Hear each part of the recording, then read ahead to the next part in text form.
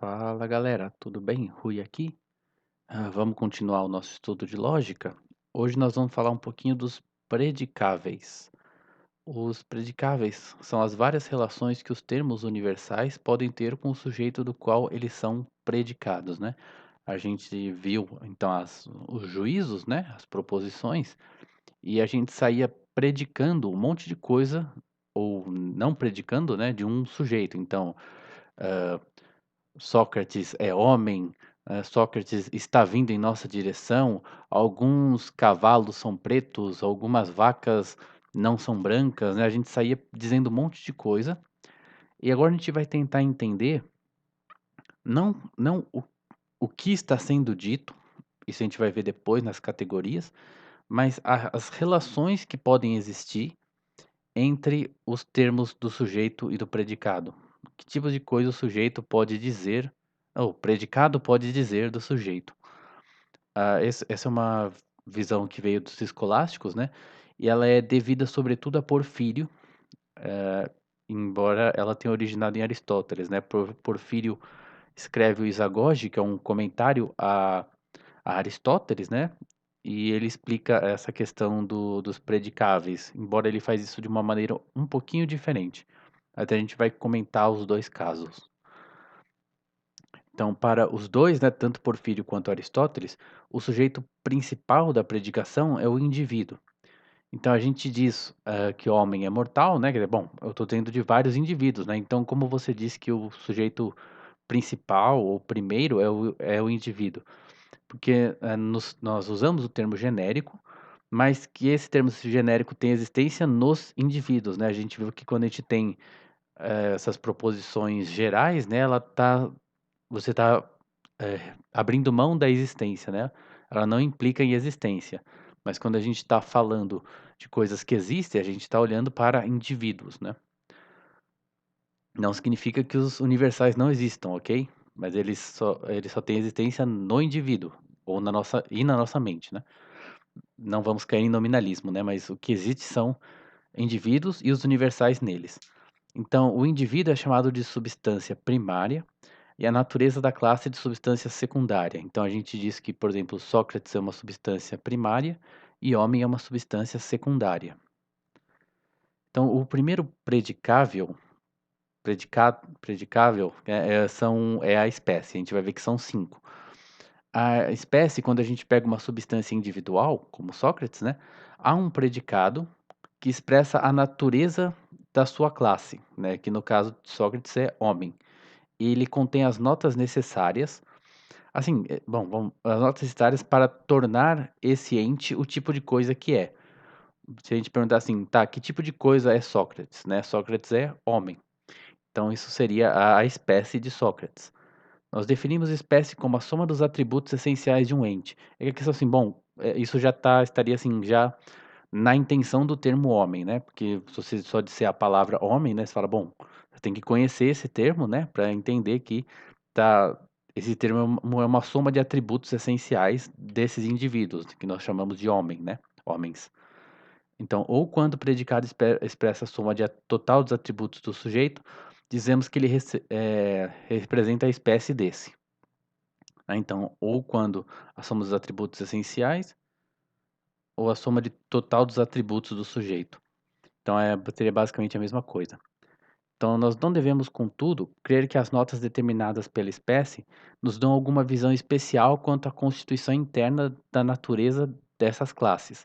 Exceto nos entes matemáticos, os conceitos são apenas claros e não adequados, né? Adequados são tudo, todas as notas fundamentais ali do características de uma espécie, né? E o conceito claro é só quando a gente consegue ter o suficiente para distinguir das outras, né? Não sei se vocês lembram dessa definição. Porque, assim, às vezes você fala, isso aqui é a espécie. Aí vai vir um crítico, assim, alguma pessoa que, né, não discorda, né, dessa visão aristotélica, vai falar, mas você não tem toda a essência ali no negócio. Você fala, não, cara, não tem. Tô usando essência e espécie meio que como sinônimo, né? Mas o certo é espécie. Espécie, essa é a palavra que o Padre Jorge usa.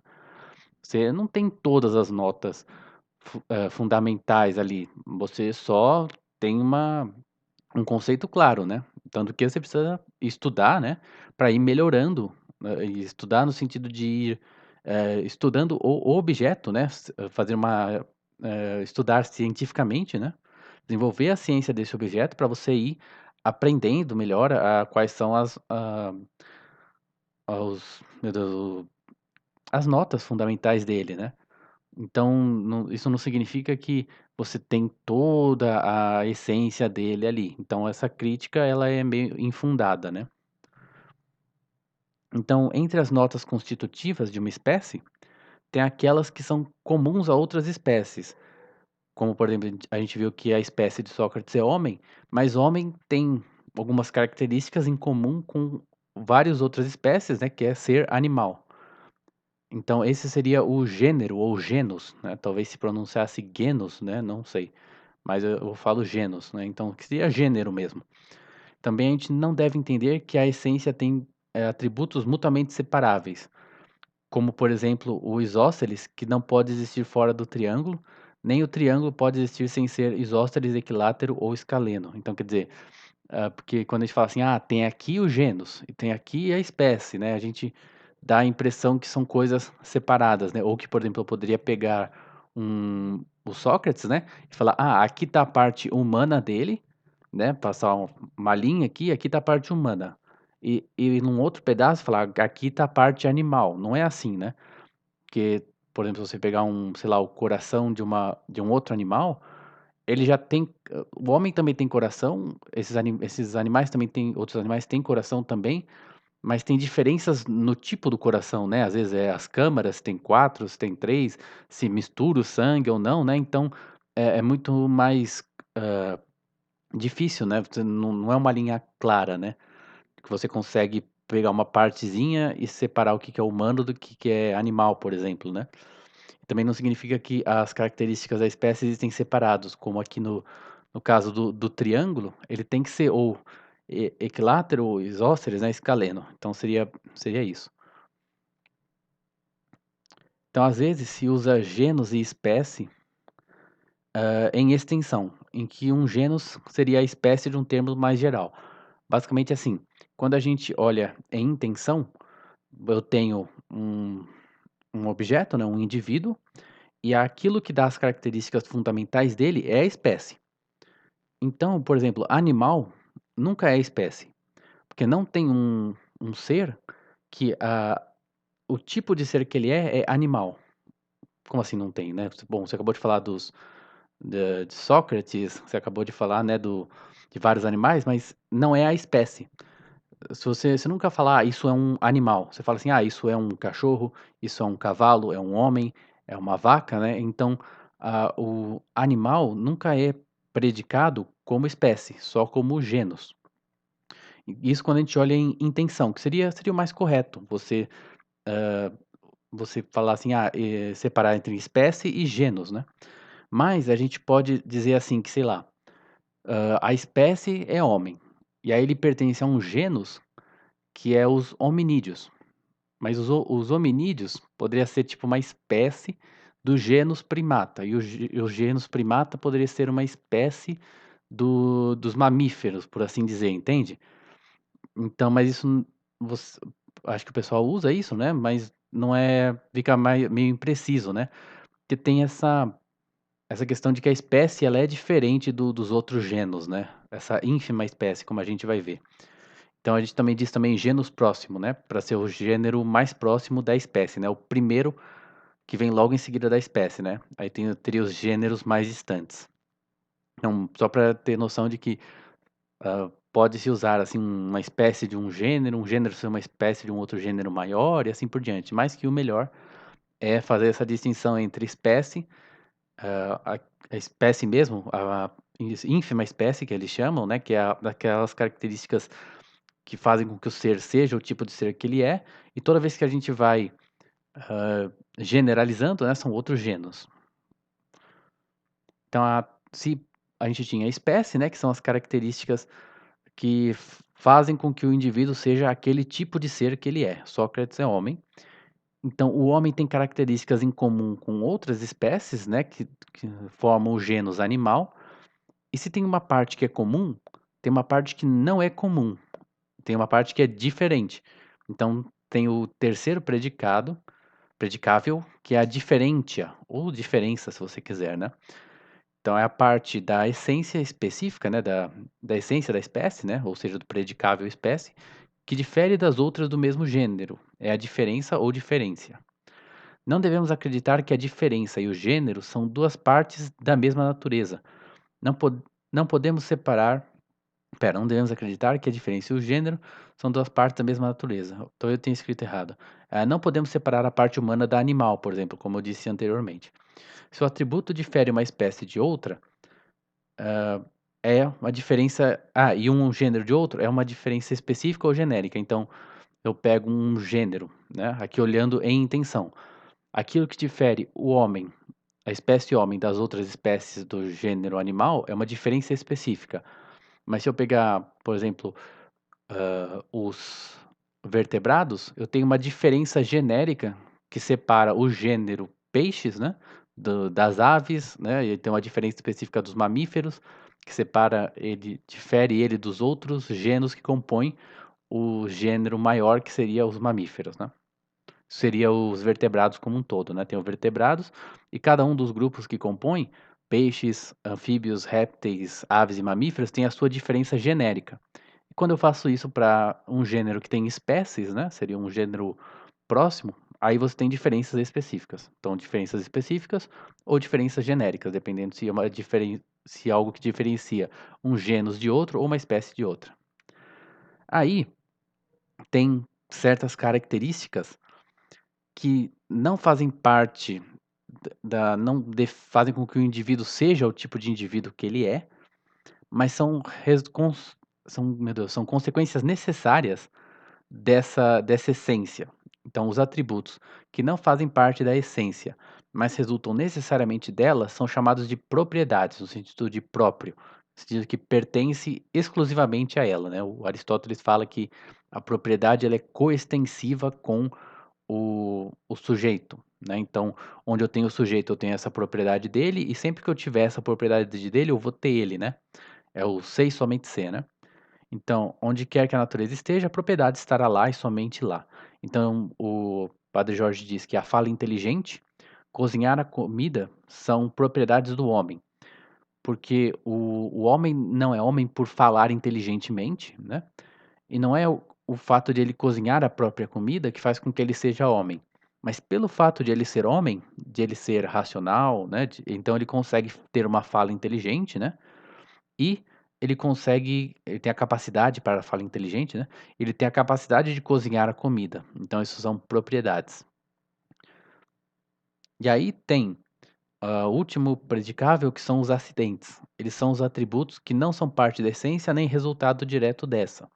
Então, eles podem ser separáveis quando não pertencem a todos os indivíduos, ou não separáveis, como no caso dos corvos, que são todos pretos, né? Esse é um exemplo que o Padre Jorge dá, em que todos os corvos são pretos, ou seria corvos, né? Mas eu falo corvos, não sei se está errado.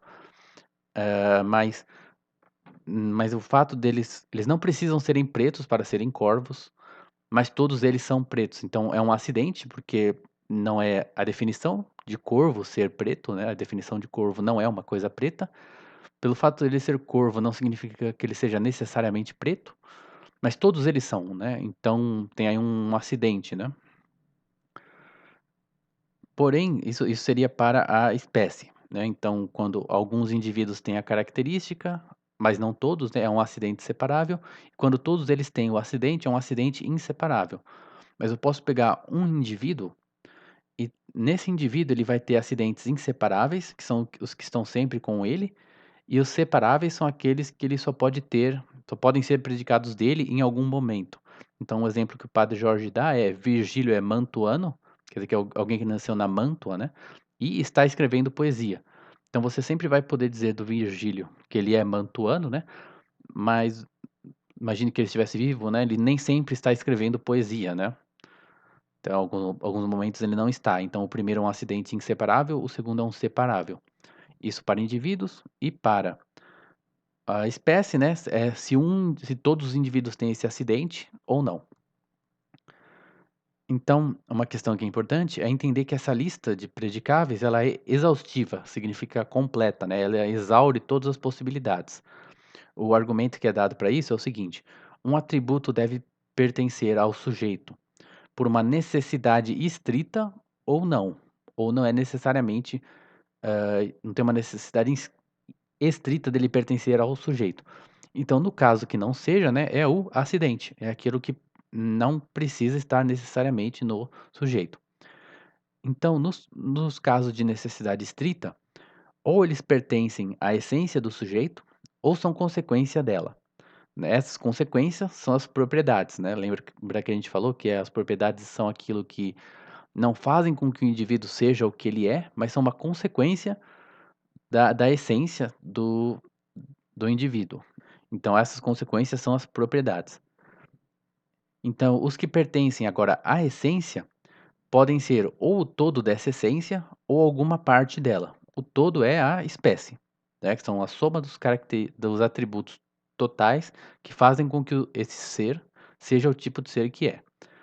Agora, as partes, então, elas pode ser ou a parte que é comum a outras espécies, que seria o gênus, ou a parte que não é comum às outras espécies, né, a diferença que diferencia ela das outras espécies. Então você vê que tudo pode ser, tudo que é predicável de um sujeito cabe numa dessas cinco, desses cinco predicáveis, né, numa dessas cinco definições. E aí a gente chega num conceito que é a árvore de Porfírio, que é uma representação dos sucessivos processos de divisão, desde um sumo genus até a ínfima espécie, né? Então, às vezes é mais fácil entender o contrário, né?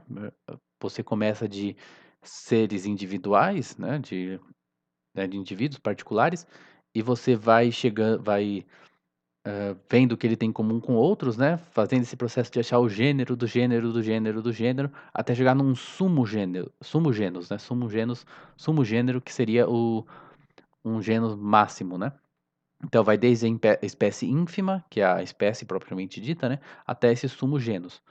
Então a gente tem aqui uma. Desculpa ter pego em inglês, mas esse é o exemplo que o Padre Jorge dá.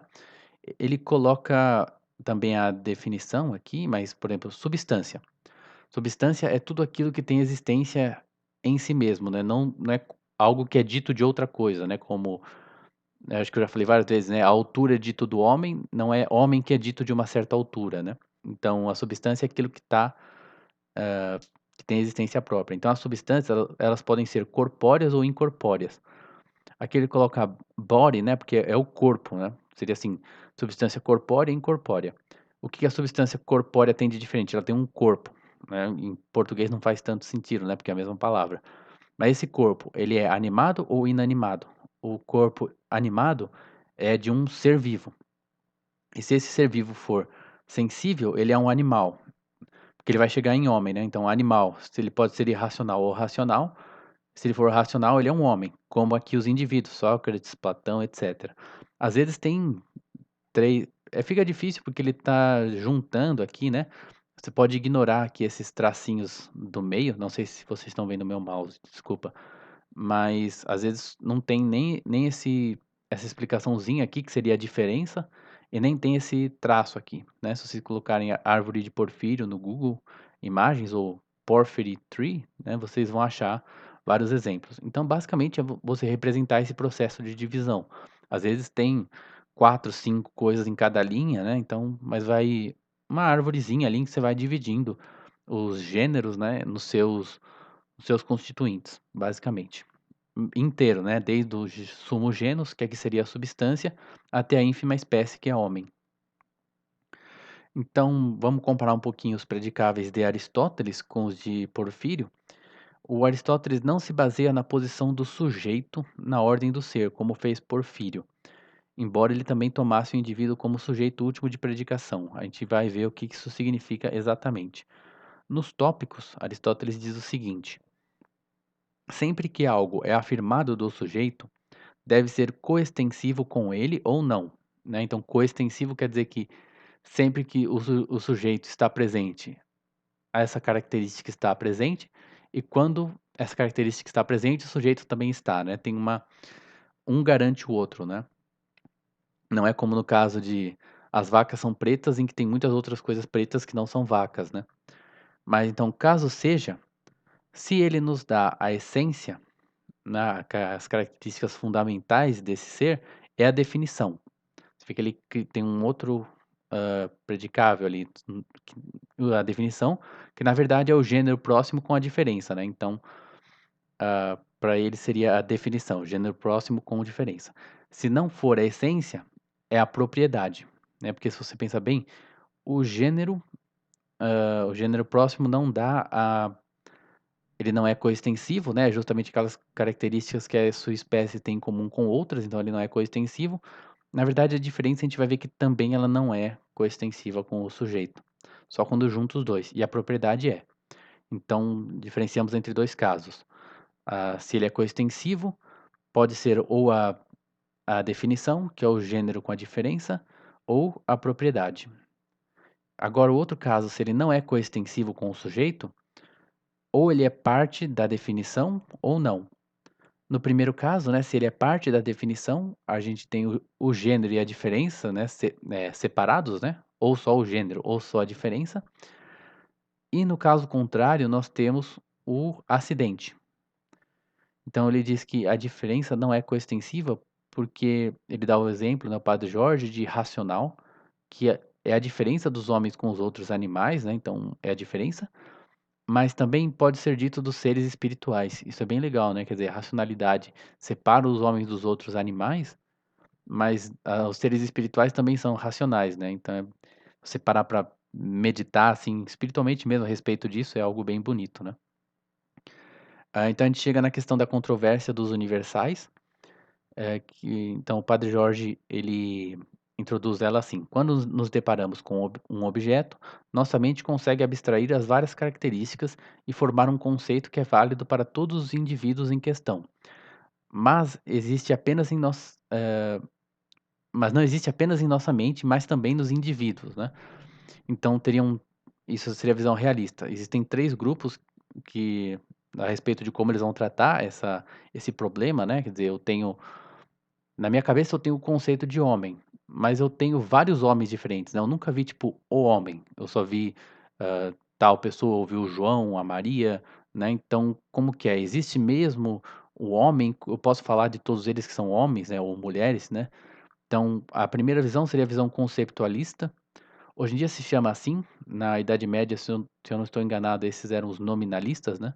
Hoje em dia nominalista não tem muitos, mas eh, virou significa uma outra coisa. Então os conceitualistas acreditam que os universais existem apenas na nossa mente. Então quando eu falo homem, né, esse conceito de homem, ele é algo que só existe na minha mente. No mundo real eu só tenho homens individuais. Esse negócio de homem é só um termo na minha mente com o qual eu junto esses vários seres individuais. Aí vem os realistas, também chamados de realistas moderados, ou só realistas, em que os universais existem como determinações nos indivíduos. Então, beleza, eu tenho o conceito de homem na minha mente, mas os indivíduos reais também têm, eles são indivíduos que têm essa característica homem, né? Então, na verdade, é o que eles são, né, nesse caso. Então, não é só algo da minha mente, é algo que existe nas coisas também. Por isso que é realista, né, de estar nas coisas. E os ultra-realistas, eles dizem: "Tá, tem o conceito na minha cabeça", que nem eles dizem os nominalistas, os realistas dizem que que o homem, né, está nos indivíduos também, né, os indivíduos também são determinados pelos universais, algo que os conceptualistas negam, mas os realistas acreditam que a espécie também está o universal também está nos indivíduos, e mais do que isso, eles possuem uma o próprio universal possui uma existência fora da mente e distinta dos indivíduos, que seria é o platonismo, na verdade, né, pelo que eu saiba, basicamente o ultrarrealismo seria o platonismo, basicamente. Então, conceptualistas, os universais só existem na nossa mente, que eles chamam de universalia post rem, que tem as coisas e depois das coisas a gente cria uma imagem que serve para vários conceitos, vários indivíduos, né, mas seria uma coisa na nossa cabeça. Mas para os realistas, então, além do conceito que está na nossa cabeça, as coisas têm essa propriedade, né, que a gente descreve com o conceito, que seria universal nas coisas. As coisas têm esse universal nelas, e os ultra-realistas, além de acreditar nos universalia pós-rem e universalia in ré, eles também acreditam numa existência do próprio universal fora da mente, que não está nos indivíduos, né? Seria o mundo das ideias, assim, que seria o universalia anti-rem, antes das coisas. Porque teria vindo antes das coisas mesmo, né? Teria sido o arquetipos, né? O tipo fundamental, né? Claro que essa explicação, né, tem, assim, esse é um problema dificílimo que muita gente já tratou, né? É um problema que, em alguma medida, existe até hoje, né? Então, essa explicação, claro que não é definitiva, tá? Não, e não ponho a mão no fogo por algo que eu falei, tá? Só para É só uma tentativa de introduzir assim o tema bem por cima, né? Então, os exercícios do capítulo 8. Primeiro, o que são os predicáveis? Exemplifique-os em referência à palavra triângulo. Depois, cite e explique os predicáveis. Terceiro, como a crença ou descrença da existência de tipos reais na natureza afeta a doutrina dos predicáveis? Essa é uma questão interessante. Acho que a gente não falou muito, mas é algo a se pensar, né? 4. A substância individual é o sujeito último de toda predicação. Qual a relevância desse princípio para a doutrina porfiriana dos predicáveis? O princípio é defensável frente a uma proposição como a pessoa se aproximando é calhas?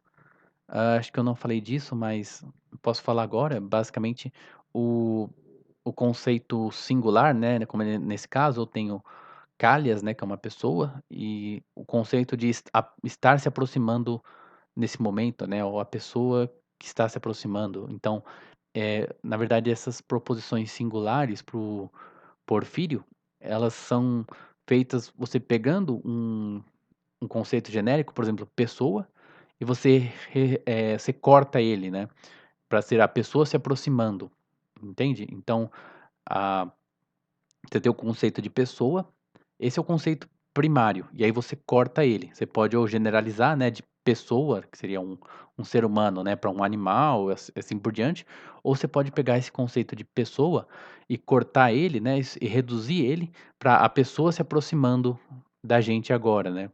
Mais ou menos isso, né, que é o caso. Mas de qualquer forma, você começa com pessoa.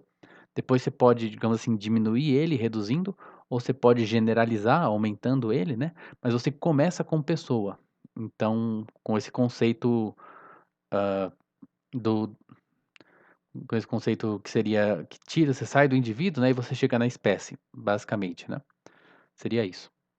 5. Dê uma explicação da propriedade do acidente, até que ponto eles são distinguíveis. Explique e comente a distinção entre acidentes separáveis e inseparáveis.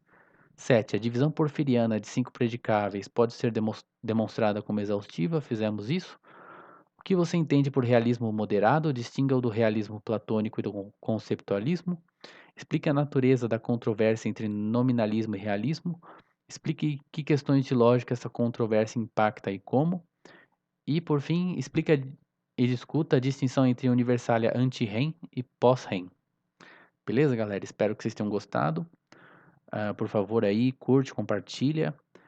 Comenta o que vocês tiverem de dúvida, o que vocês acharam que não ficou muito bem explicado. E é isso aí, muito obrigado, até a próxima.